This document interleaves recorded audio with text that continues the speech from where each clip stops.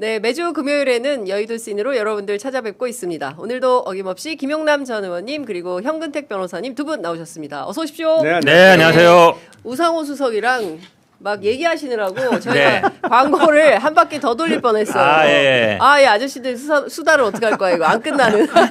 애청자 여러분들께 이거 끝난 거 아닙니까? 전 절대 끝나지 않았습니다. 저희가 지금 제일 중요한 광고할 시간입니다. 공개하죠. 네, 지금 스튜디오에 갈비찜 향이 죽입니다. 아주. 명절이 그냥 확 온 것 같다라는 생각이 좀 듭니다. 지금부터 소개해드릴 터이니 양껏 드시기 바랍니다. 먹어도 돼요? 네, 그럼요. 지금 드시기 바랍니다. 네. 자, 타임쿡에서 준비한 대구 동인동식 갈비찜을 소개하겠습니다.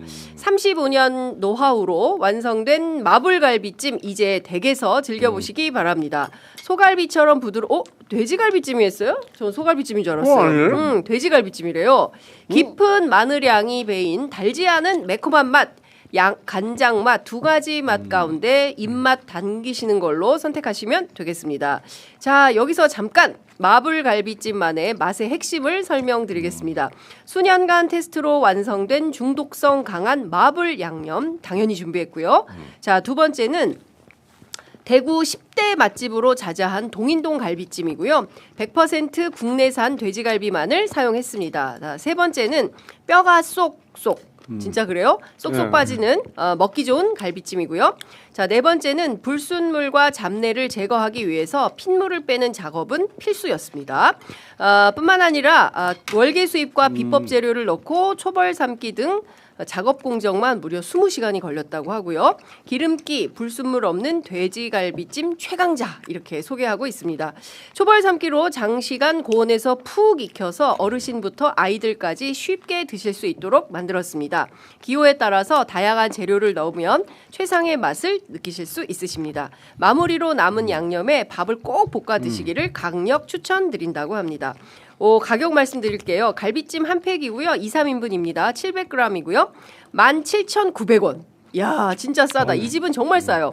매운맛, 간장맛 선택하실 수 있고요. 3팩 이상 구매하시면 무료로 배송해 드립니다. 타임쿡 스토어에서 알림받기 하시면 즉시 사용하실 수 있는 1,000원 할인 쿠폰 현재 제공해 드리니까요. 꼭 알림 받으시고 1,000원 할인도 받으시기 바랍니다. 어떠세요? 아니 근데 저는 땅 입에 넣고 소갈비인 줄 알았어요. 진짜요? 현 변호사님. 근데 돼지갈비인데 소갈비 맛이 나네. 저는 말 시키지 마세요. 먹어야 되니까.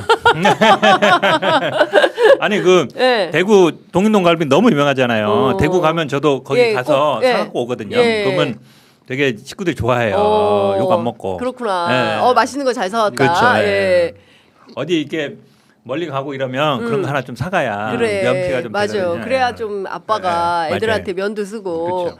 세상에 대구까지 가서 빈손으로 왔어 이렇게 되는 거죠. 그렇죠. 동인동 갈비는 사와야지 이제 이렇게 되는 건데 근데 저는 딱 육안으로 보기에도 소갈비인 줄 알았더니 이게 돼지갈비라고 해서 제가 깜짝 놀랐습니다. 아니 맛도 돼지갈비 그래요. 아닌 것 같은데. 맛도 소갈비 맛이 와 나. 진짜 저렇게 뼈가 쏙 빠지네. 아니 이게 돼지갈비 저는 이제 제주도 출신이라 돼지갈비를 많이 먹거든요. 등갈비. 등갈비가 보면 가늘고 길게 돼 있어요. 등 쪽에 있어서 등갈비라 그러는데.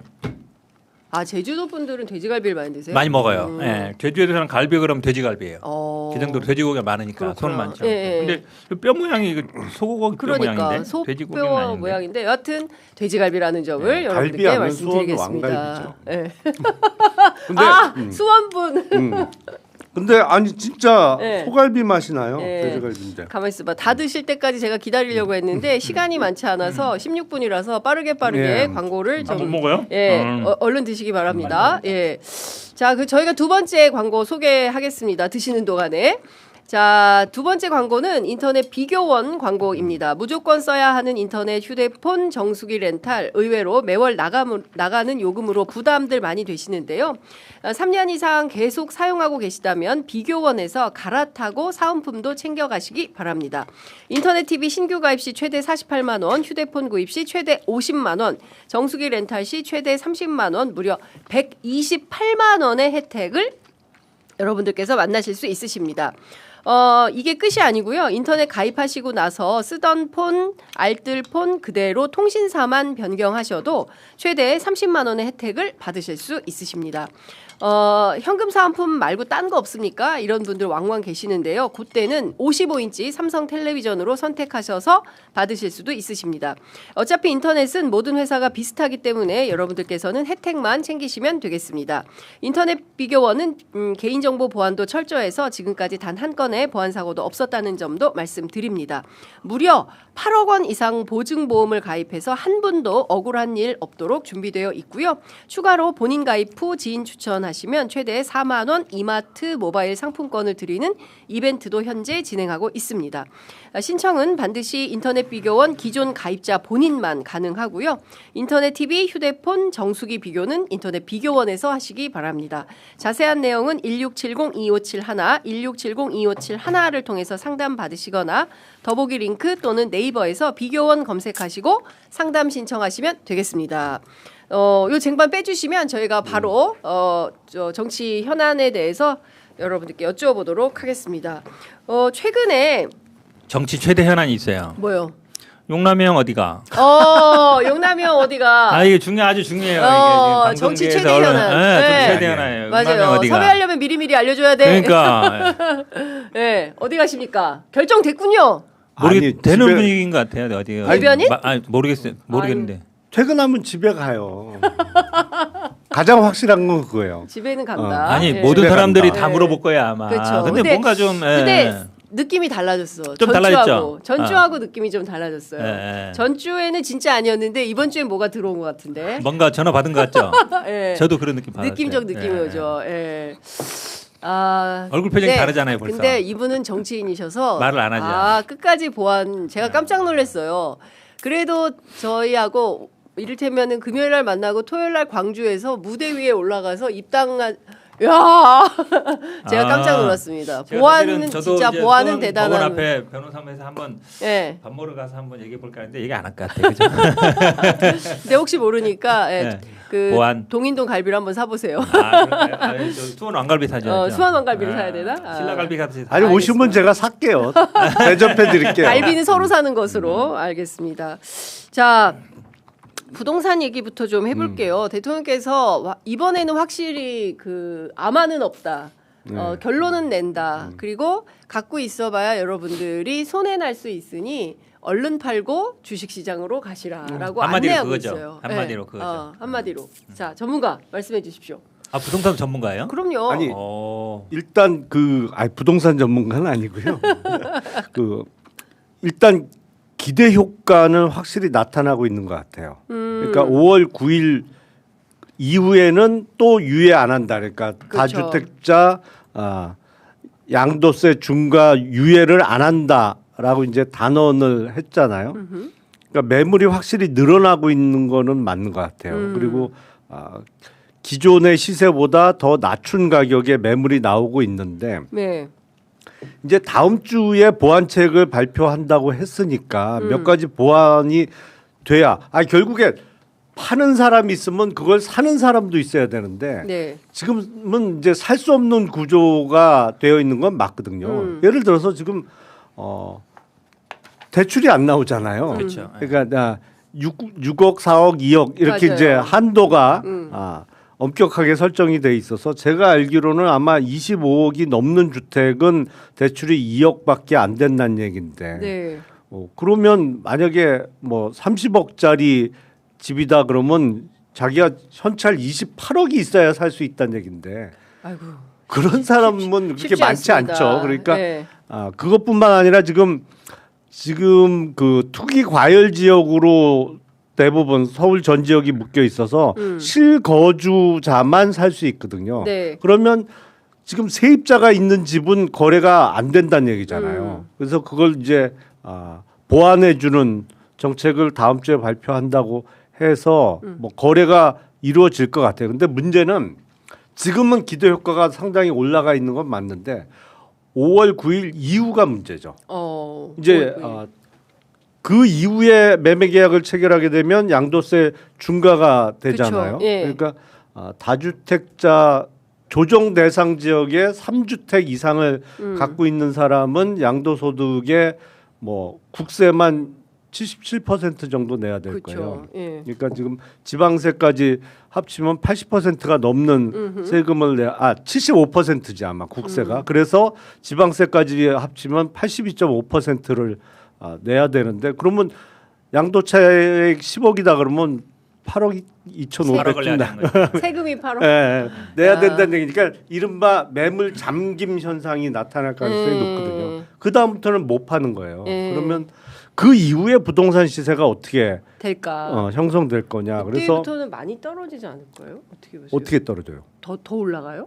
매물이 안 나오는데 가격이 떨어지려면 일단 매매가가 형성이 돼야 되는데. 그러니까 못 팔게 그냥 딱 묶여버리면. 그렇죠. 이제 그러면 그런 상태에서 쓸 수 있는 정부의 카드는 보유세 강화거든요.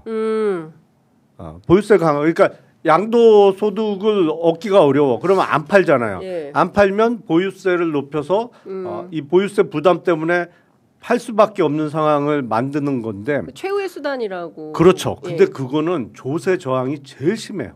보유세는 미실현 이익 이게 실현된 이익은 아직 없잖아요. 네. 그러나. 근데 그거에 대해서 보유세가 높아지면 조세 저항이 제일 심하고 그게 어떻게 보면 문재인 정부 때 종부세로 인한 반감 그리고 뭐 그 이후에 이어진 선거 결과로 나타난 적이 있어서 네. 이거를 어떻게 해결할 거냐. 그러니까 5월 10일부터 어떻게 대처할 거냐. 이게 가장 중요한 문제죠. 그러니까 5월 9일보다는 부동산 전문가 많으신데요. 네. 아니 근데 모든 분야 전문가셔가지고 아니, 실무적으로 분야별로 너무 모르시는 게 밝으셔. 없으세요. 천재. 아니, 집이 몇채 있으신 것 같아요. 고민하시는 것 같아. 아니 근데 네. 그 5월 9일 이후를 저 걱정하고 점검해야 된다고 하는 분은 저는 처음 봅니다. 그러니까, 아니, 지금까지 근데 다 5월 9일에 맞춰져 있어요. 왜 그러냐면 원래는 5월 9일까지 잔금을 치르거나 등기를 해야 돼요. 네. 그래야만이 끝나는 거거든요. 근데 이제 계약만 해도 된다는 거니까 훨씬 그 틈을 많이 준 거죠. 그리고 지금 5월 9일까지는 시간이 좀 있는 거죠. 말씀처럼 이게 만약에 어쨌든 지금 이재명 정부 내내는 유예가 안 된다고 간다 그러면 네. 머릿속들이 복잡할 거예요. 그리고 저도 주변에 이렇게 시장 들어보니까 분위기가 벌써 네. 어떻게 바뀌었냐면 살 사람들이 네. 기다린다로 가고 있어요. 네. 나올 거다 어차피 싸게 나올 거다. 아. 그게 왜냐하면 시장이 바뀌었어요. 예전 네. 같으면 어떤 정책을 한다 그러면 지금 오를 거다 그러면 벌써 살라 그러거든요. 지금 매도자들이 약간 이제 조급한 상황이 됐어요. 네. 빨리 계약을 해야 되는 상황. 그러면 이제 가격은 떨어지게 돼 있는 거죠. 네. 그리고 지금 두 가지인데 하나는 이제 어쨌든 예전에는 막 신도시를 교외에다 지었잖아요. 네. 그러면 선거 때마다 지하철 놔달라, 도로 깔아달라, 뭐 이름 학교 지어달라 맨날 그거거든요. 네. 요번에 공급 정책은 도심지 안에 그렇죠. 지하철역 근처에 예. 이게 되게 중요해요. 예. 예전 같은 신도시 정책은 이제 안 완전히 한다고 다르다. 보면 돼요. 예. 왜냐면 일본도 교외에 많이 짓다가 많이 슬럼화되고 있거든요. 그쵸. 그러면 이제 도심지에 높게 지어 고밀도로 개발해서 청년 신혼부부 공급한다는 정책이 일단 맞고 네. 그다음에 두 번째는 이것도 공급 정책이에요. 왜냐하면 다주택자들이 하나만 가져라 나머지 건 팔아라는 얘기잖아요. 네. 시장에 나오는 거거든요. 이게 제일 빨라요. 왜냐하면 지금 도심지 공급도 원래 착공 들어가고 분양까지 입주까지는 한 2, 3년 걸려요. 근데 물론 민간 택지 개발은 한 5, 6년 걸리는데 네. 공공 택지잖아요 이번에 다. 네. 그거는 한 4, 5년 정도면 돼요. 그래도 시간 걸리잖아요. 가장 빠른 공급 대책이에요. 공공임대. 아니 지금 다주택자 내놔라. 네. 시장에 네. 내놔라. 이거 나오는 거잖아요 매물로. 제가 그래서 그렇게 본다 그러면 이거는 5월 9일 이후 문제가 아니라 5월 9일까지가 핵심이에요. 얼마나 내놓을지. 그 다음에 얼마나 가격이 떨어질지. 예, 그리고 거기 저는 뭐 떨어질 걸로 네, 봐요. 뭐 공공 분양이나 뭐 이런 게 어느 정도나 물량이 확보가 될지 뭐 그거는 이제 이미 숫자는 다 나오긴 했습니다만 하여튼 부동산에 대해서 이 굉장한 대통령의 고민이 있었고 이거는 좀 확실히 풀어야겠다라는 본인의 의지 속에서 새벽 1시에도 SNS를 올리고 잠 못 드는 밤을 보내고 있다. 이후에 어떻게 되는지 좀 지켜보도록 하겠습니다. 방금 전에 갤럽 여론조사가 나왔는데요. 대통령 직무평가 잘하고 있다 58, 잘못하고 있다 29 이렇게 나왔습니다. 정당 지지도 더불어민주당이 지난주에 비해서는 소폭 하락한 것 같습니다. 41%, 국민의힘 25% 이렇게 나왔고요. 지방선거 결과 기대 물었는데요. 여당 다수 당선이 44, 야당 다수 당선이 32 이렇게 나왔습니다. 그리고 더불어민주당 정청래 대표에 대한 역할 평가 물었는데요. 긍정 38, 부정 45 이렇게 나왔고요. 관련해서 국민의힘 장동혁 대표 마찬가지 질문 던졌을 때 긍정 27, 부정 56 이렇게 나왔습니다. 민주당 지지층의 64%는 정청래 잘한다 이렇게 평가를 했고요. 국민의힘 지지층의 57%는 장동혁 잘한다 이렇게 평가를 했습니다. 전반적으로 보면 그 중도층에서는 정청래 리더십에 대해서 긍부정이 비슷한 것으로 평가가 됐고 장동혁 대표에 대해서는 부정 평가가 우세하다 이렇게 설문조사가 여론조사가 나왔습니다. 그리고 대통령 직무평가에 대해서 긍정 부정 요인 나왔는데요. 긍정평가 1위는 경제민생인데 마이너스 3입니다. 16%이고요. 관련해서 부동산 정책이 플러스 8에서 3위에 올라왔고요. 확실히 지금 기대가 있는 것 같습니다. 있어요. 그리고 반대로 부정평가도 경제민생 보완율 마이너스 5해서 16으로 부정평가 1위인데 부동산이 2위입니다. 플러스 6. 그러니까 긍부정 동시에 부동산이 지금 올라와 있다라는 깔리는 말씀. 거죠. 네. 어떻게 보세요? 분석해 어쨌든 주십시오. 이슈 전환에는 성공하는 거예요. 대통령이. 왜냐하면 지금 안 그랬으면 뭐 합당을 잘하니 뭐하니 민주당이 지금 맨날 뭐 이런 일표가 어떠니 이러고 있잖아요. 당에서는 계속 사실은 선거 국면으로 넘어가려면 뭐 정책을 주도하고 뭐 이슈를 주도해야 되는데 긍정적인 걸 해야 되거든요. 네. 근데 이건 어쨌든 뭐 어쨌든 막 이상한 소리가 나오고 있으니까 이상한 소리하고 서로 막 논란이 되고 있잖아요. 말싸움하고 있으니까 좋은 이슈는 아니거든요. 네. 거기에 대한 아마 이슈 전환을 시도하고 있다고 보는데 어느 정도 효과를 보고 있다고 보고 물론 이제 아마 자신감도 있는 것 같아요. 코스피 5천 달성했으니까 네. 결국은 우리 평균적으로 보면은 부동산에 고정 자산에 묶인 자산이 일반적으로 보면 한 75% 정도 된다 그러거든요. 네. 그런데 미국은 반대예요. 주식이라든지 금융 자산이 묶인 게 있는 게 한 7, 80% 되거든요. 하다못해 한 5대5 정도만 만들어도 네. 이 부동산 안정화 되거든요. 그러니까 부동산에 묶인 자금들을 일단 약간 머니 무브가 저는 일어났다고 보는데 결국은 이제 강남이나 아니면 큰 손들이 움직여야 되는데 약간 움직이는 느낌들이 있어요. 물론 저 앞에 전문가 계시지만 그렇게 본다 그러면 어느 정도 성과를 거두는 거예요. 그러니까 대체 투자처가 있다는 얘기예요. 대체 투자가 있는 거 굉장히 중요합니다. 왜냐하면 사실 부동산은 말씀처럼 뭐 몇십억 가져야 돼요. 네. 뭐 주식 투자는 몇 천만 원에도 가능하니까 그런 어쨌든 그 긍정적인 효과를 보고 있어서 저는 아마 자신감의 표현이다 이렇게 보고 있습니다. 국민의힘에서 이재명 대통령 SNS 놀이 중단하고 11호 대출 규제를 철회해라 이렇게 주장했어요. 아니 이슈 전환의 효과라는 측면에서는 오히려 예. 민주당과 조국혁신당의 합당은 그야말로 정치 고관여층의 관심사죠. 예. 근데 일반적으로 부동산이 어떤 이슈를 살짝 덮었다고 하면 부동산 이 드라이브가 없었다고 하면 지금 경제 민생에서 제일 큰 이슈는 대미 통상 문제가 됐을 그렇죠. 거예요. 그렇죠. 예. 근데 그게 약간 뒤로 밀리는 그런 효과가 있는 거죠. 이제 아직 해결이 안 되고 있습니다만 네. 대미 통상은 참 우리가 트럼프 대통령을 어떻게 그러니까 정말 상대해야 되나라는 끊임없는 그 의문이 계속 그렇죠. 떠오르는데 이게 해결이 된 듯 했다가 또 도로 원점으로 돌아가고 문제가 매번 있다. 예. 이러고 있어서 예. 참 어려운 문제긴 한데 우리 뭐 어제도 저도 이렇게 취재를 해보니까 그 정책 당국이 너무 곤혹스러운 거예요. 그러니까요. 어느 장단에 맞춰서 춤을 춰야 되는지 그리고 맞출 수가 없어. 전 세계 지금 지금 유럽도 못 맞추고 뭐 지금 일본도 못 맞추고 하는데 네. 어떻게 우리만 맞춰요? 아니 그러니까 휘떡휘떡 바뀌니까 이건 도대체가 아니, 일관성도 그리고 없고. 뭐 전 세계의 그 국가 정상이 요새는 소셜 미디어를 통해서 직접 맞습니다. 소통하는 게 뭐 일반적인 현상이긴 하지만 트럼프 대통령은 가장 극단적인 형태예요. 어떠냐면 갑자기 X에 오밤중에 뭘 올려요. 네. 그러면 미국 행정부에서 그걸 보고 사실상 법률과 동일한 효과를 가지는 행정 명령을 준비하는 그렇죠. 상황이 계속 반복되고 예. 있거든. 그걸로 그러니까 정치하죠. 오밤중에 새벽에 권력자의 한마디가 그대로 사실상의 입법 효과로 나타나는 이런 형태가 반복되고 있어서 이게 뭐 어떤 의미에서 진정한 권력이거든요. 그리고 우리가 적어도 영국의 명예혁명부터 350년 동안 아니면 미국의 건국부터 250년 동안 그토록 발전시켜 왔던 네. 이른바 상권 분립이 무너지고 있는 거예요. 솔직히 얘기하면 그렇죠. 예. 이게 그냥 대통령의 최고 권력자의 오밤중에 말 한마디가 그대로 그냥 그러니까. 법률과 같은 네. 효력을 갖게 네. 되는 거라 이게 완전히 21세기 들어서는 그동안 200~300년 동안 우리가 축적하고 발전시켜 온 대의민주주의 내지는 상권 분립이 무너지고 있는 건데 그 주인공이 하필 미국 대통령이야.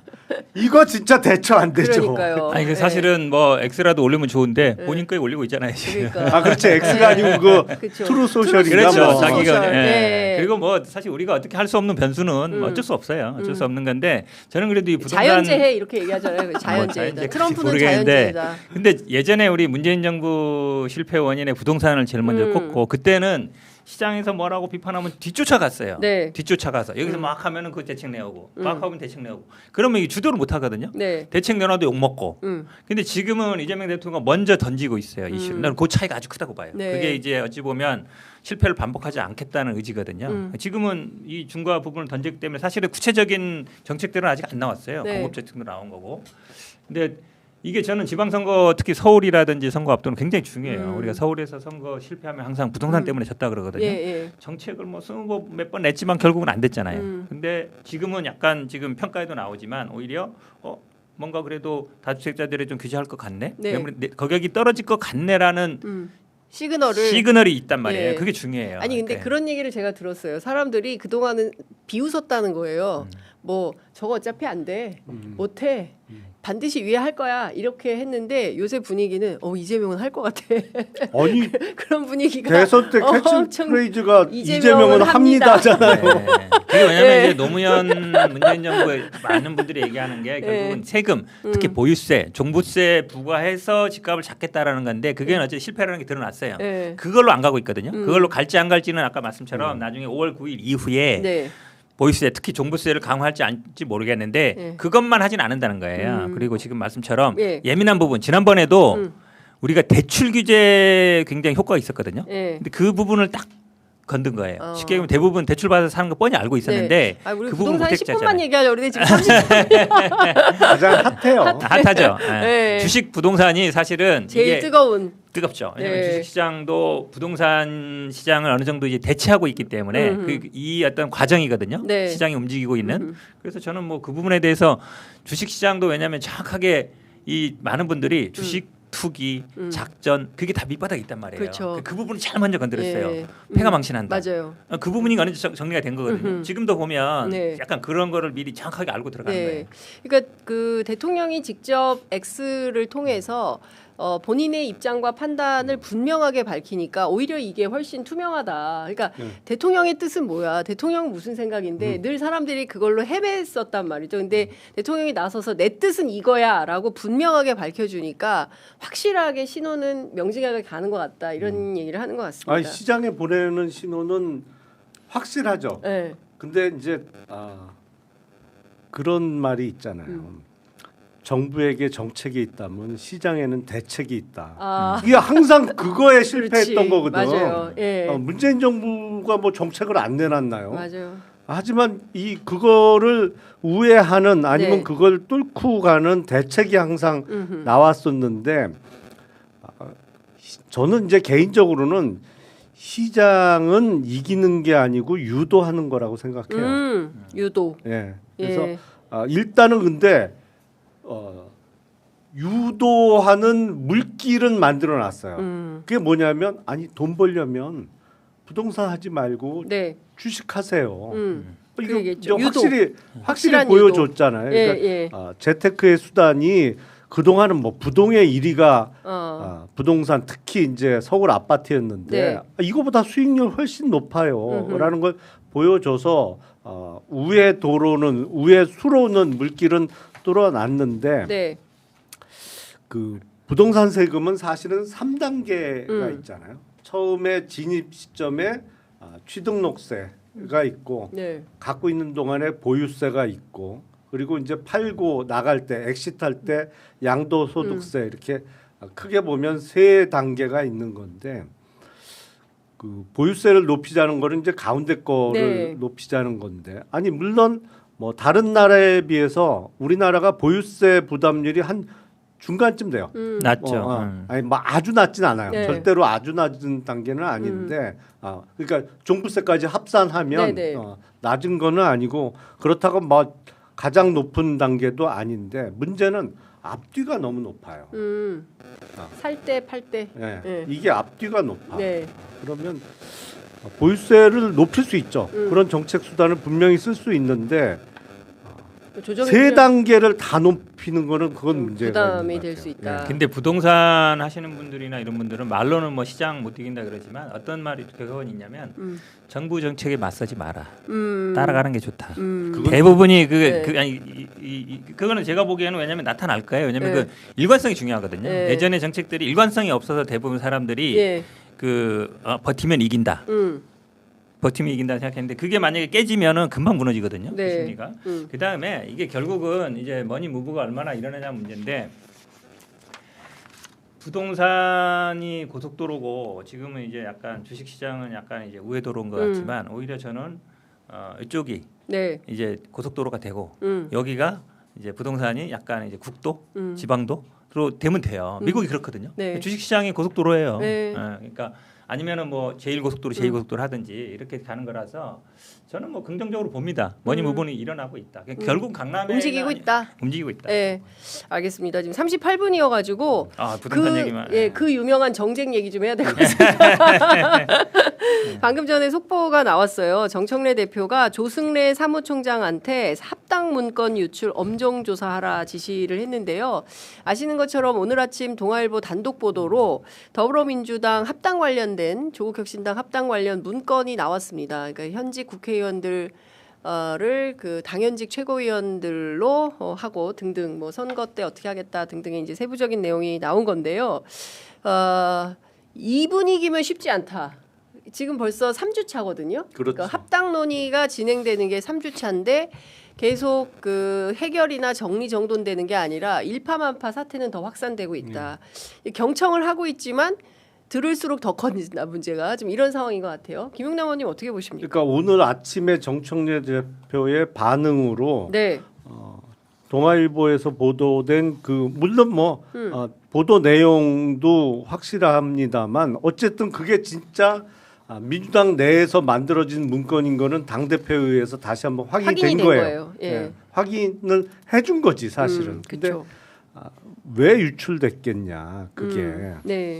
비공개 문건이 당직자 중에도 사실상 합당에 반대 입장을 갖고 있는 당직자들이 많은 거 아니냐 아니면 적어도 그쪽에서 유출시킨 거 아니냐라는 그 추론을 해볼 수 있는 거죠. 예.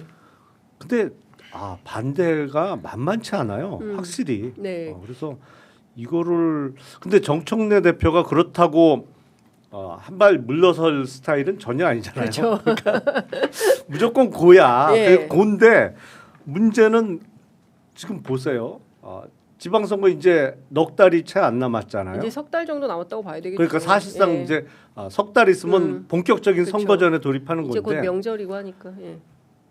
국민의힘은 지금 대구시장을 제외한 어떤 광역단체장에도 출마할 현역 의원이 한 명도 없어요. 네. 한 명도 없잖아. 맞아요. 그 얘기는 뭐야?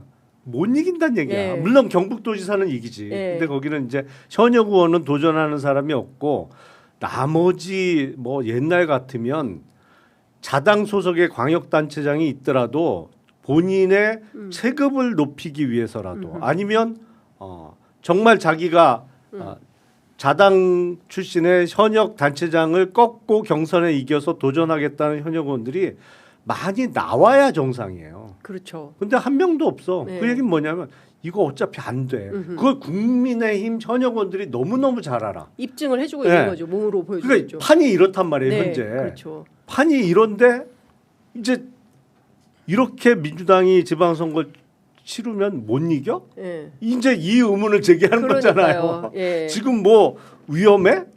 못 이길 것 같아서 합당해서 조금이라도 득표율을 높여야 되는 상황이 맞느냐부터 네. 시작해서 강한 반대론이 계속 나오고 있어서 결국에는 강대강 파열음은 세게 날 것 같아요. 그래서 하나 걱정되는 건 이렇게 판이 좋은데 괜히 안에서 이 문제로 싸우다가 조금이라도 선거판이 좀 흐트러지지 않을까 그게 걱정이에요. 다들 그 걱정이 많으신 것 같습니다. 그러니까 제가 보기에 저도 이거 3주차 취재를 하고 있고 취재하면 할수록 저도 비판을 많이 듣는데 이게 통합에 대한 대의나 당위 뭐 이런 것은 지금 중요한 게 아니에요.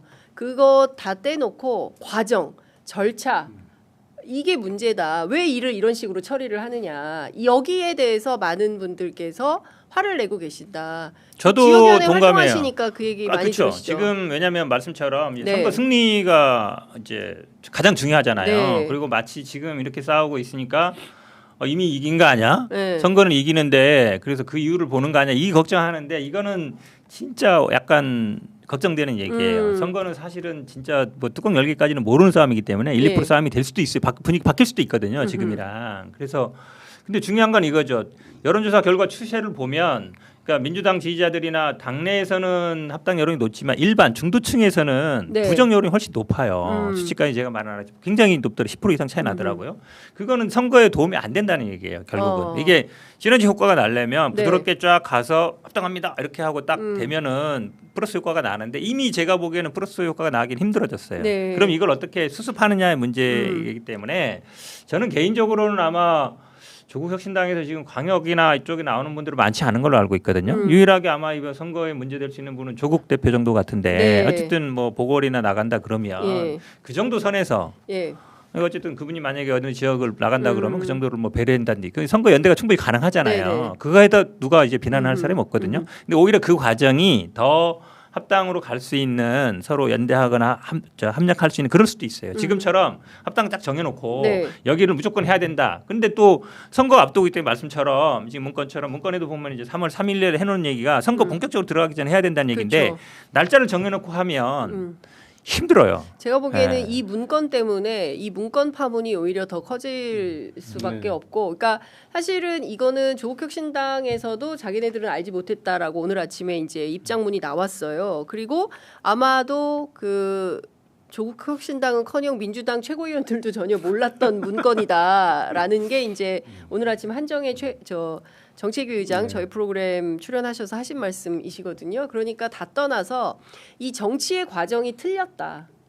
예, 이렇게 일하면 안 된다. 그러니까 무슨 일을 하든지 간에 이 과정의 정당성이 없으면 대한민국은 절차적 민주주의를 굉장히 강조하는 나라이기 때문에 이건 안 통하는 것 같다. 그래서 제가 보기엔 이거는 정청래 대표가 충분히 사과하고 없던 일로 해야 되지 않을까라는 그러니까 생각이 들어요. 유시민 그러지 작가가 않으면 지난번에 유시민 작가가 이게 절차를 문제 삼는 것 자체가 뭐 합당의 네. 이유 반대하는 거다라 얘기하는데 사실은 그러니까 저는 기본적으로 절차 문제도 절차 문제지만 이게 합당하는 이유 예. 결국은 선거 승리 안 해요?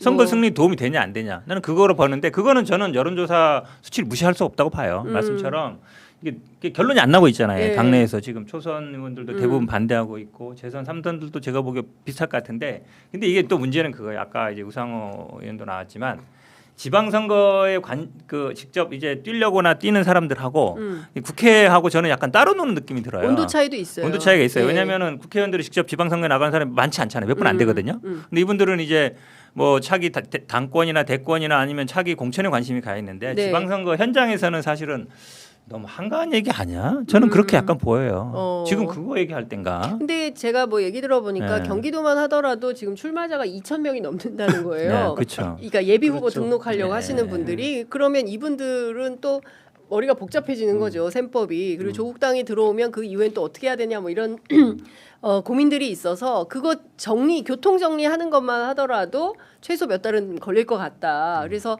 할 것 같으면 좀 더 진작하든지, 네 아니면 지금 너무 바투게 너무 뭐라고 됩니까? 그 즉자적인 제안 뭐 이런 게 들어와서 뭐 다들 처음에는 당혹감 속에 있다가 그 다음에는 절차의 문제. 그러니까 지금 중요한 통합이 도움이 되느냐 마느냐 이런 그런 논의는 아예 시작조차 할 수 없는 그런 상황에 이른 거 아닌가. 취재를 거듭할수록 그런 생각에 이르게 되더라고요. 대체로 보면 많이 어려워지는 것 같다라는 생각이 좀 듭니다.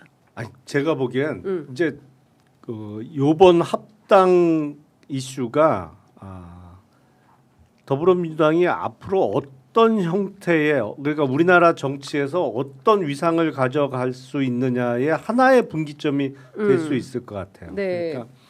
그러니까 만약에 가장 최선의 결과는 지금 국힘이 계속 쪼그라들고 있잖아요. 네. 그러니까 TK 외에는 지금 나오겠다는 사람이 없어요. 네. 출마하겠다는 사람이 그러니까 그래도 급이 되는 사람 중에 안 나온다고. 네. TK를 제외한 다른 모든 지역에서 그러면 더불어민주당은 앞으로 계속 당세나 지지층을 넓혀가서 지금까지는 뭐 민주당, 국힘이 번갈아가면서 집권을 했잖아요. 네. 이제는 계속 민주당이 집권할 수 있는 토대를 만드는 거지. 다만 민주당 안에서의 정책 결정, 정책 그 대결은 있어야지. 경쟁은 경쟁은 이루어지지만 네. 결론은 항상 민주당이 정권을 가져가는 그런 이제 체제로 만들기 위해서는 이 고비를 잘 넘어야 된다고 저는 생각을 해요. 여기서 파열음이 너무 세게 나버리면 예. 이게 이렇게 분위기가 좋은데 예. 될 게 안 돼. 될 일도 안 되는 네. 판을 그렇죠. 만들어서야 기본적으로 되느냐. 근데 저도 지금 감정 싸움을 너무 심하게 그러니까 하고 계신 그게 거 사실은 아니에요? 더 안 좋은 네. 거예요. 말싸움하는 게 우리가 예를 들어서 우리 결혼하자 그러는데 뭐 예식장이 왜 그러냐, 뭐 예물이 왜 그러냐 이렇게 싸우기 네. 시작하면 결혼이 잘 안 돼요. 그렇죠. 사람들이 와도 막 축하 박수 잘 못 쳐요. 아유, 네. 앞에 왔지만 뒤에서는 아유 쟤네 뭐 싸운대 신혼여행도 안 간대 막 이런 얘기 하거든요. 예. 그러니까 사실은 그렇게 가고 있어요. 말씀처럼 저도 사실은 아니 국민의힘이 지금 계속 오른쪽으로 가면서 이 코너로 몰리고 있잖아요. 가운데 운동장 완전 비었거든요. 예. 얼마나 좋은 기회예요. 가운데 예. 딱 차지하면 예. 사실은 얘들이 너무 다시 일로 오고 싶어도 못 와요. 예. 그러기 정말 조류의 찬스거든요. 실제 국민의힘은 제가 취재해 보면 그 점을 가장 두려워하고 있죠. 두려워하고 근데 있어요. 민주당이 조국혁신 가운데를 다 먹는 그렇죠. 분위기예요. 조국혁신당은 아무래도 약간 왼쪽에 있어요. 네. 그럼 여기는 사실 그 나름대로 그냥 가치를 둬도 되고 네. 민주당은 이 비어 있는 가운데 운동장을 차지해야 돼요. 근데 그거 하려면은 지금 어쨌든 이재명 대통령 그 생각으로 하고 있는 거잖아요. 그렇죠. 주식 시장이라든지 부동산 시장이 요 가운데를 차지하는 아주 좋은 수단이거든요. 예. 우리 민주당 지지 어찌 보면 부정적인 평가가 부동산이라든지 여기에 사실은 20대 30대 남성들도 있고 그다음에 60대 70대 등 어르신들도 있단 말이죠. 요 가운데 네. 요걸로 들어가야 돼요. 빨리 이 고민을 해야 되는데 자꾸 왼쪽에서 싸우고 있으니까 저는 이 선거 쪽으로는 아니면 앞으로 우리 당 나갈 방향에서나 네. 약간 엉뚱한 운동장에서 놀고 있는 아니, 느낌이에요. 그러니까 네. 저도 100% 공감해요. 지금 이른바 중원을 다 먹을 수 있는 기회가 그러니까 온 거예요. 저로의 근데 찬스인데. 과거의 민주당 같았으면 이른바 배당 소득 분리과세 이런 거 부자 감세라고 해서 못했습니다 이거. 근데 했잖아요. 네. 이제 가운데를 진짜 중원을 다 먹을 환경이 조성돼. 그러니까 다 먹고 나서 하는 게 어떠냐. 그러니까요. 여기 일단 여기는 지금 저도 맞아요. 요 왼쪽은 나중에 먹어도 돼요. 여기는 일단 먹고 나서 그 다음에 먹어도 돼. 여기가 문제예요. 선우가 바뀌었다. 네. 네. 그러니까 전략적 제가 보기에는 그 저기 민주당 전략위원장을 하셔야겠는데요. 아니 그러니까 그 모든 일에는 선우가 있고 완급이 있고 그렇지 않습니까? 근데 그런 측면에서 보면 일을 잘못 풀어서 오히려 패가 꼬여서 될 일도 안 되게 되는 그러니까 상황이 용남이 돼버렸다. 형이 뭐 정무로 가든가 이 이렇게 형님이 해서 정무로 왜냐면 가셔야 용남이 형을 여기다 그 우리 영입한 이유가 요 가운데 운동장을 좀 예. 차지해서 미드필드에서 좀 뛰어서 하라는 목적이잖아요. 정무가 비었네. 정무가 비었어. 여기를 차지해야 되는데 여 예. 차지하는 역할을 하실 분이거든요. 예. 주식도 전문가시고 야. 그러니까 이 가운데 운동장을 네. 차지하는 역할을 빨리 맡기시면 돼요. 원래 결론이 딱 맞잖아요. 거의 대통령급 변호사인데 아니 편의점에서 인사가 인사가 났네요. 났네. 아. 와 정무 정무로. 비서관으로 인사가 아. 나셨습니다. 오늘 하도 자리가 뭐 많이 나와가지고 예. 아유 얼굴이 빨개지셨어. 본심을 들켰나 보다. 본심이 들켰어. 인사를 편의점에서 해버렸다. 네, 거의 단독성인 것 같습니다. 네, 여러분들께 처음으로 전해드리는 게 아닌가라는 생각이 좀 듭니다. 하여간 좀 지금 좀 답답하다. 말씀 주신 대로 지금 대통령께서 잠 못 드는 밤을 보내면서 부동산이면 부동산, 뭐 코스피면 코스피뿐만 아니라 사실은 관세 협상도 우리한테 진짜 최대 현안인 거잖아요. 네. 그리고 중국 문제 뭐 이런 거 등등 어떻게 풀지 러시아 뭐 너무 현안이 많기 때문에 방산협력도 뭐 여러 가지 그 특히 이제 캐나다 관련해서는 어떻게 되는 건지 뭐 등등 현안이 많아서 이거 정리하기도 바쁜데 안에서 합당으로 3주째 이러고 있으니까 좀 답답할 것 같다라는 생각은 좀 듭니다.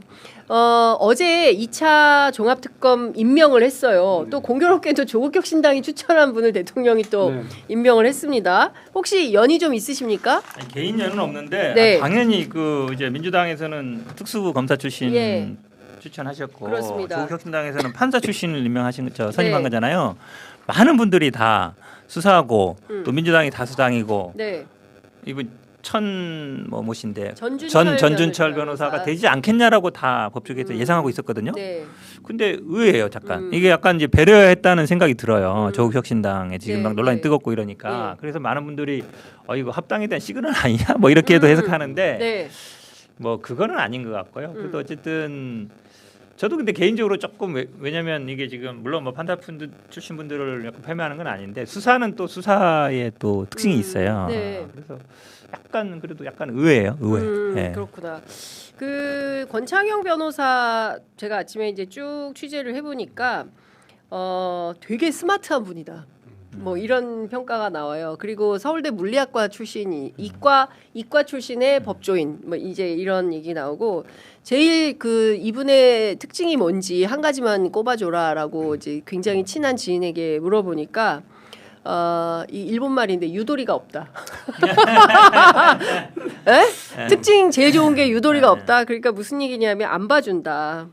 뭐 누구 봐주고 민중기 특검하고 되게 가까운 분이래요. 근데 민중기 특검하고 굉장히 친한데 스타일은 매우 달라서 뭐 누구 만나고 뭐 이런 거 절대 없다. 그래서 굉장히 엄밀하게 수사할 분이다. 그래서 수사 경력이 좀 없어서 판사 출신이라서 그 좀 어렵지 않냐라고 물어보니까 그 법원 내 평가도 굉장히 매우 좋았다고 하고 그리고 또 하나는 그 수사 의지가 굉장히 강해서 뭐 그런 거야 뭐 나머지 실무가 하면 된다 뭐 이런 얘기도 합니다.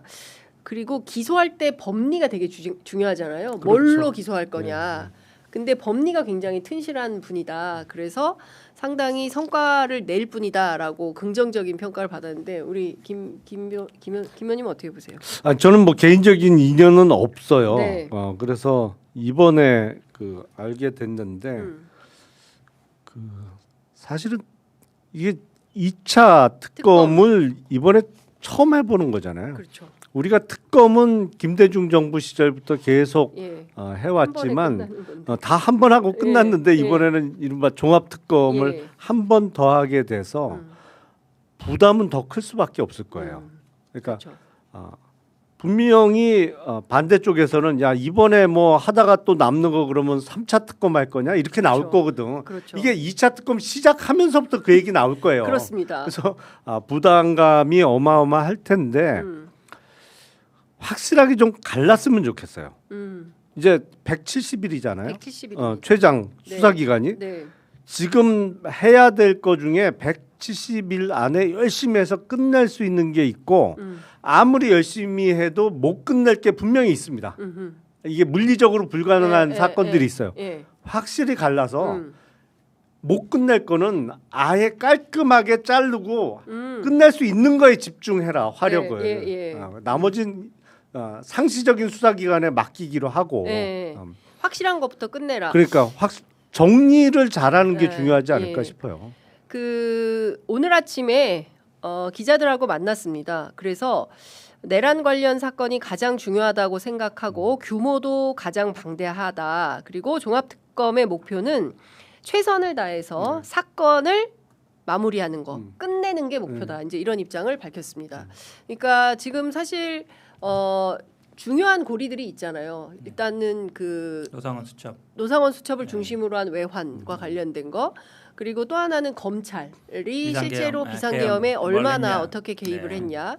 그리고 김건희 씨의 그렇죠 국정농단과 관련해서 핵심 키가 이제 양평고속도로 원희룡 왜 가네? 오늘 고향 선배 아니에요? 고등학교 선배. 오늘 현근택 변호사 너무 쉽네. 바로 그냥 훅훅 들어가시네. 양평 뭐 다 하고 뭐 원희룡.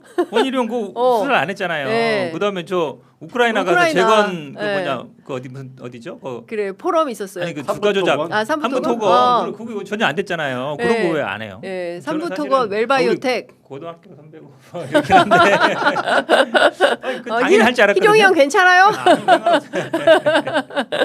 아, 이제 이런 것들을 중심으로 하되 말씀 주신 대로 칼같이 네. 뭐 유도리가 없는 분이라고 하니까 딱딱 끊어가지고 시간표를 정해서 요거는 언제까지 어떻게 한다. 그렇죠. 예, 좌고우면 없이 확실하게 마침표를 끊는. 그거 세 개만 해도 돼요. 예. 아까 얘기 나온 것처럼 딱 노경 저 노상원. 노상원 수첩 아까 내 검찰이 그저 내란 예. 때 뭐 했는지 예. 그다음에 양평고속도로 그것만 해도 제가 보기에 예를 들어서 네.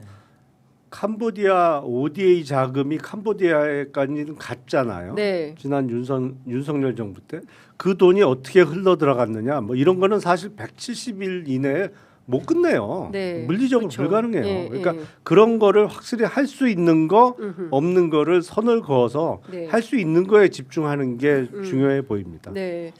자 그리고 뭐 은행알이 20년 만에 등장했다면서요.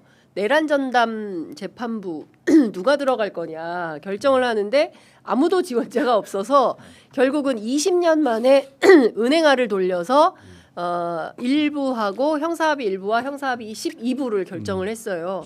제비뽑기 한 거죠. 그렇죠. 쉽게 말씀드리면. 나 아무도 안 가 하니까 결국에 누가 갈래 하와이 하다가 결국에는 이제 은행알로 제비뽑기해서 결정을 한 건데요. 이 내란 전담 재판부가 필요하다고 뭐 상당히 주장을 해서 만들기는 했는데 이후에 재판 과정이 좀 어떻게 진행이 될지도 굉장히 귀추가 주목되는 그런 상황입니다. 아 근데 저 개인적으로는 네. 이렇게 은행알 뽑기 내지는 제비 뽑기 방식으로 네. 재판부를 구성할 거였으면 왜 이거를 만들었냐, 아니, 이 그러니까 법안을 왜 만들었냐. 취지하고는 어긋나는 거 아니에요? 그렇죠. 네. 그런 측면이 있는 거죠. 어떻게 보세요? 근데 지금 어쨌든 김건희 재판 1심에서 대부분 또 무죄가 났고 네. 그다음에 명태균 사건도 대부분 무죄가 났기 때문에 명태균 그렇죠. 사건은 물론 특검이 한 게 아니기 때문에 네. 그 대상은 아니에요. 일반 윤석열 검찰이 한 건데 상원지검사하고요. 그렇죠. 근데 김건희 1심 판결 같은 경우에는 이게 논란도 많기 때문에 네. 어쨌든 물론 뭐 입증 책임이 검찰한테 있고 입심 얼마 했는지도 모르겠지만 판사도 중요하거든요. 그래서 저는 좀 유의 있게 봐야 된다. 네. 항소심에서 과연 어떻게 결론이 또 바뀌느냐 부분도. 그래서 어쨌든 여기로 갈 거기 때문에 네. 주의 있게 봐야죠. 아마 특검이 근데 또 이게 사실은 기소된 다음에 뭐 또 수사 증거를 다시 수집하는 게 쉽지 않기 때문에 네. 이게 항상 이제 판사는 판결할 때 입증 못했어. 검찰한테 미루거든요. 검찰은 또 판사가 뭐 법리를 잘못 적용 이렇게 되는 거라서 네. 서로 핑퐁할 것 같은 약간 그런 생각도 잠깐 들어요. 이번에 보면 내란 전담 재판부 형사 일부 형사 고등 일부 부장 윤성식 부장은 저하고 연수원 동기예요. 어떤 분이에요? 예. 연수원 날 때도 그렇고 판사 생활하면서도 상당히 과묵하고 네. 그냥 일 열심히 하는 판사예요. 지규현 우인성하고 좀 다른 컬러입니까? 거기하고는 캐릭터가 좀 완전히 달라요. 다르죠. 네. 그러니까 많은 분들께서는 뭐 그런 부분을 걱정하는 것 같아요. 특히 이제 어제 명태균, 김영선 두 사람에 대해서 무죄 판결 나온 법리도 황당무계하다라는 거죠. 왜냐하면 우인성 판사하고 비슷한 맥락의 법리를 가져다가 무죄를 선고했습니다. 그러니까 이런 식이면 앞으로 있을 모든 사건 김경 그다음에 이제 강선우 이런 사람들도 다 무죄겠네. 아니 그러니까 그렇죠. 이렇게 이제 귀결이 되는 아니 저는 거죠. 지방선거 출마 희망자들한테 1억 2천만 원씩 2억 4천 받은 게 그렇습니다. 그게 무죄 날 무죄다. 거라고는 생각도 안 했어요. 예. 네. 어떻게 보세요? 아니 난 이 판결 보면서 이해가 안 가는 게 네. 그 결국 반땡한 거잖아요. 10원 단위까지 반땡했는데 그렇죠. 예. 그게 그 지역구 월급이 사무실에 총괄 본부장으로 하면서 그 급여를 받은 거다. 네, 급여다. 아니, 반땡으로 급여를 정하는 경우가 어디 있어요? 그거 200만 원, 300만 원 정해냈지.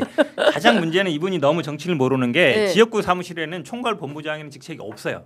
그 지역 보좌관이나 네. 아니면 후원회 사무실을 두거나 이것만 있지 그쵸. 총괄 본부장이라는 거는 직책이 보통 없죠. 그 직책은 선거 때 쓰는 직책이에요. 선거 때는 뭐 총괄 본부장이 있을 수 있는데 네. 그것도 월급 주면 안 되는 거예요. 월급 주면 안 되는 거죠. 그렇죠. 그러니까 이거를 아니 월급을 어떻게 반땡으로 주는 게 월급이 어디 있어요? 그거는 완전히 나눠 먹기지. 네. 10원 단위까지 예. 반땡했다는데. 그렇죠. 그다음 예. 말씀처럼 예. 아니 이거를 그 돈 받은 거를 또 그때 뭐 차용증 쓰고 뭐 이렇게 했으니까 뭐 문제가 없다.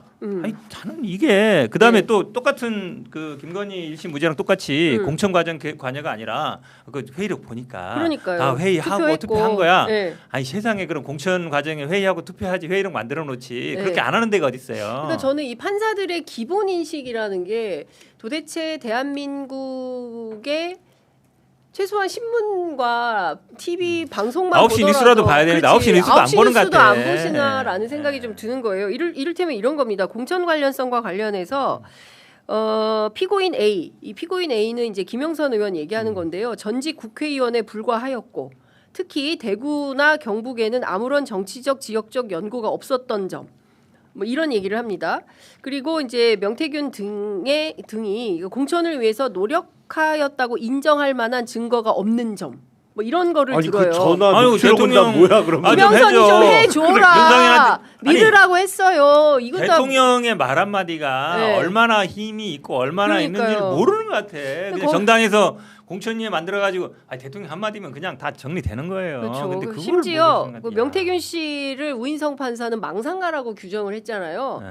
근데 이 판사는 어떻게 규정을 했냐면 그 미래한국연구소 직원으로서 유력 정치인과 교류하는 정도에 불과하였고 공천에 영향을 미칠 정도의 영향력이 있었다고 보이지 않는 점.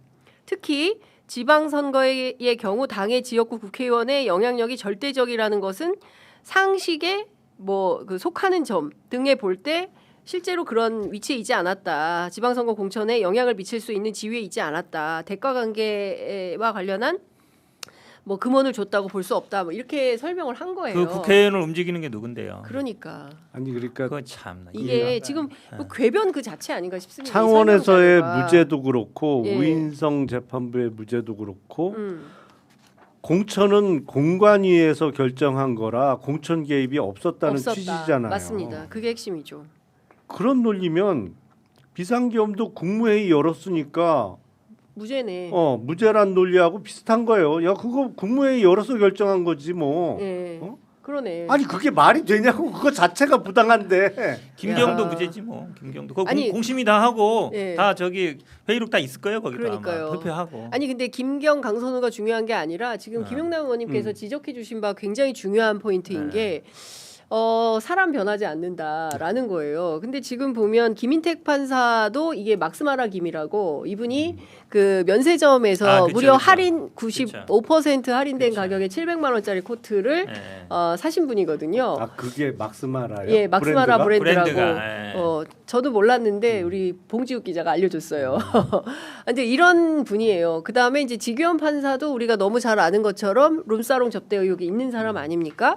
게다가 내란숙의 윤석열을 구속 취소로 풀어준 전력이 있는 사람인데 지금 말씀하신 그 논리대로 지금 이제 세 번의 그 만약에 경우에 따라서 지규현 판사마저도 이런 맥락으로 판결문을 쓴다면 내란이 무죄가 될 수도 있는 거 아닙니까? 아니 그러니까 아니 공천이야 뭐 공관위에서 결정하는 한 거고 거야. 뭐 그렇지 누가 예. 그 개입할 수 없는 구조야 이런 식으로 나가면 그렇죠. 모든 게 다 아니 형식이야 그렇지 예. 억지로 만들어놨지 근데 네. 실제로는 어떻게 되는데 공관위를 열어서 김영선 후보의 공천을 줄 때도 보면 그 대화 내용이 이번에 재판에 드러났잖아요. 윤상현 당시 공관위원장이 계속 그쪽으로 밀어붙여. 그렇습니다. 여기 예. 단수 여성 단수 예, 뭐 예. 그래서 한기호 사무총장이 반대하는데도 네. 다른 공관위원들이 이거 경선해야 되는 거 아니냐 예. 뭐 이렇게 의문을 제기하는데도 계속 밀어붙여서 그렇습니다. 결국 그대로 됐잖아요. 예. 그게 무슨 공관위 위원들이 결정한 거야. 오더 받은 사람이 그렇습니다. 시행한 거지 그거는. 예. 그 돈 주고 받으면서 사실은 뇌물 주고 받으면서 가장 많이 하는 분들이 차용증 쓰는 거거든요. 차용증 써요. 실제로 많이 쓰고 공증하는 사람도 많아요. 그래서 나중에 저기 하려고. 네. 근데 성격을 봐야 되는데 차용증 쓰고 뭐 운영비로 써 있다. 했으니까. 그랬으니까 아니다.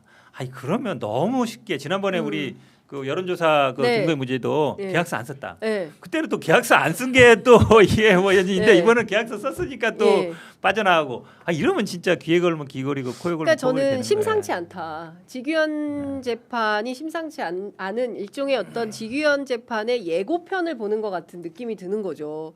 김건희 재판, 그다음에 이번에 명태균, 김영선 재판이 일종의 예고편처럼 띄우고 직연에서 활용정점 찍는 것은 아닌가. 물론 저 직연 판사를 잘 아는 박지훈 변호사는 그럴 수가 없다. 예, 절대로 무죄 선고 못한다라고 이야기는 하는데 결론이 어떻게 귀착될지는 진짜 심히 걱정이 된다라는 생각이 좀 듭니다. 나와봐야 알아요. 제가 나와봐야 보기엔 알아요. 진짜. 만약에 우리가 상상하는 방식으로 나오게 되면 그럼 그때는 어떻게 되는 아니, 상상은 당연히 뭐 중형이 선고되는 건데 예상은? 예.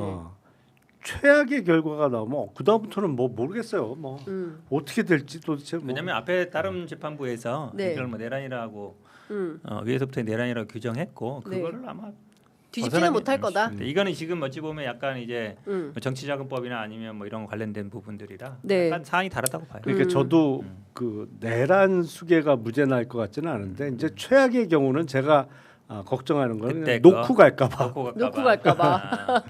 예, 재판 안 하고 그냥 도망갈까봐. 선고 안 하고 도주론 그냥 할까봐. 갈까봐. 그게 더 걱정이다. 알겠습니다. 상황을 좀 지켜보도록 하겠습니다. 두 분 말씀은 오늘 여기까지 듣겠습니다. 고맙습니다. 네, 고맙습니다.